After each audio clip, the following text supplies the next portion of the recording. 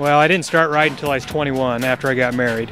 But grew up, got into the pro class, raced for 13 years pro, and then I started a company, Pro Sports West, and we started putting on pro-ams, building tracks, traveled around the Rocky Mountain area putting on races.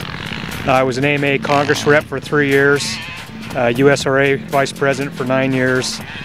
So I've been around it for quite a few years now, and just enjoy and really have a passion for the sport.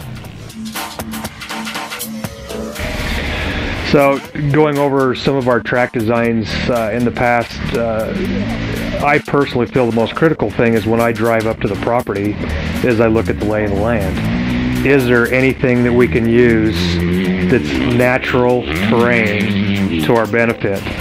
I always try to make the track for the amateur rider, but also the pro in mind. So the pros can go as fast as they want on the track, but the amateur and the novice rider can go have an enjoyable time and maybe not do the jumps quite as far, but have a safe place to commit their landings to.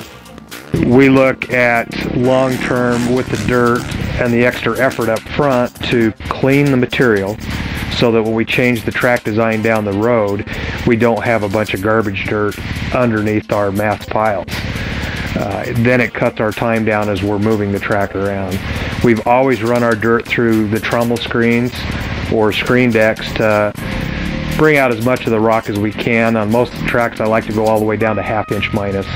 We've played with all kinds of recipes, and we're at a point now where we've got one we actually call a Kodiak recipe, and it mixes a certain percentage of sand, mulch, and dirts together, and it gives us some of the nicest stuff you've ever seen. It looks like plant bedding material when it's all done.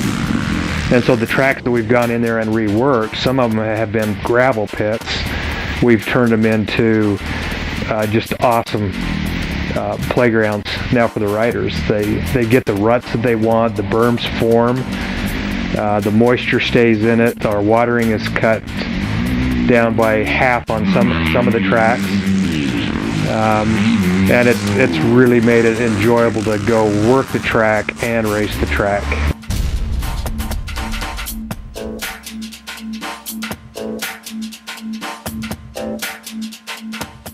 When I have a rider pull up to a track, I want him to get excited like a kid at Christmas time.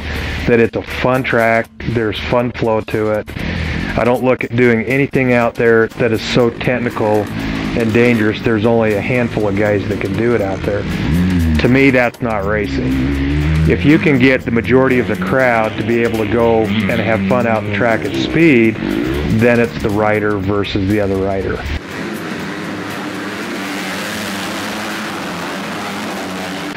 We build a lot of tracks, or I built a lot of tracks over the last 30-something years, and they get noticed. And it's not that we build them to get noticed, it's because they look fun when you drive by it. And we get comments from California, the western United States, and even the eastern, because we're on the interstate with the particular track, I-80, and we get a lot of pro riders driving by heading to the next national. Or the riders will come up and all of a sudden it's on YouTube or Facebook and it gets spread like wildfire, and they want to come up and ride the track. We love Utah. My wife and my kids and all of our friends, we have a place in Park City, so we spend some time in the winter for sure in Park City, and sometimes in the summer. We have a bunch of friends that live up here, and Utah is a beautiful country, and although we love California, we love Utah. It's unique, it's fun, it's different, it's safe. We landscape our track, so it's just a complete different feeling that a lot of tracks that are just built with a skid steer real quick. We do ours long term, so it's enjoyable to the people that actually live around the facility. Looks nice, but the riders have a ball. You know, it's funny, for not racing for a long time and watching local pros and some other vets come up and ride it, I like watching their facial expression. And they come up and they're like, yeah, this looks like an awesome track. And then they get out there, and it's not that they're intimidated, but they're not hitting everything first time, whereas you would expect them to. And so even for the best of riders, I think it really puts them in that state of mind where, okay, I gotta work for my money today.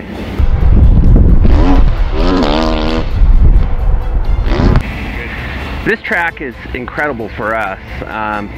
mainly because it's in One Track Mine's backyard. This is kind of what we call OTM's proving grounds.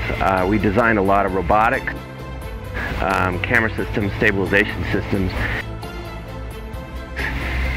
Obviously we build amazing remote controlled airships, and to be able to come over here and film unbelievable athletes in situations that are ideal, and the track is perfect. It looks like it was designed by a civil engineering firm.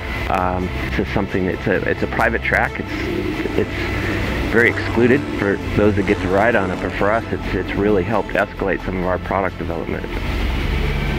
We've actually used the airship to assist in some of Steve's track designs. We could potentially put on what's known as a LiDAR camera and acquire detailed topographic data if digital elevation map data is not available. We import it into our CAD system, and from here we can work hand in hand with Steve to design the track in 3D. The advantage of 3D create a very detailed volumetric mix. So this allows Steve to acquire the materials prior to the track building in the exact amounts we know. We know how much volume a triple jump has. Within that triple jump, we know exactly what the mix ratios are for this Kodiak mix.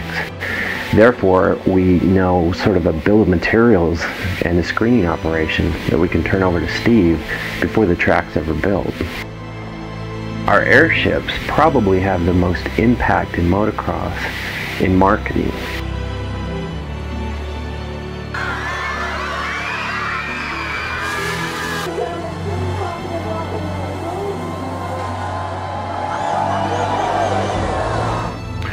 One of the key features to marketing is impression rates. And at a motocross track, you're competing with the event that you're sponsoring. You know, did somebody see my banner? Did they get a handout to go to a tent and get a free energy drink? You know, we've been told that 1 or 2% of the crowd is a good impression rate. The airship can go up for less than 10 or 15 minutes and get impression rates that are toppling over 80 to 90% of crowd. It completely changes the game, marketing impression rates for outdoors events, in particular with motocross. We have to admit, it's pretty rare to see hundreds of people rush over to have their picture taken by a banner that's been expensively printed and slapped to the side of a chain link fence. But in the case of the airship, when we land it, we get mobbed. One of the things that we've experienced the most with Steve is his ability to bring in key people into his track building and his events and organizations with a long-term goal of where is this going to be in the future, and how is this going to be profitable, and what does the community and the racing environment get back from that.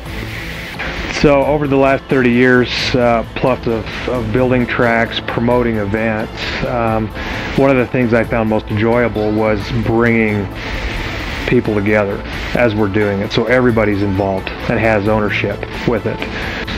And now these volunteers, these were board of directors for the Chamber of Commerce, they were bank presidents, they were a lot of people in suits that were out there being excited to bring an event to the community. So we would organize these guys, and we would have certain groups, and some guys would be in charge of the hay belt, some guys would be in charge of the watering. We'd have our marketing department, but it was 100% volunteer.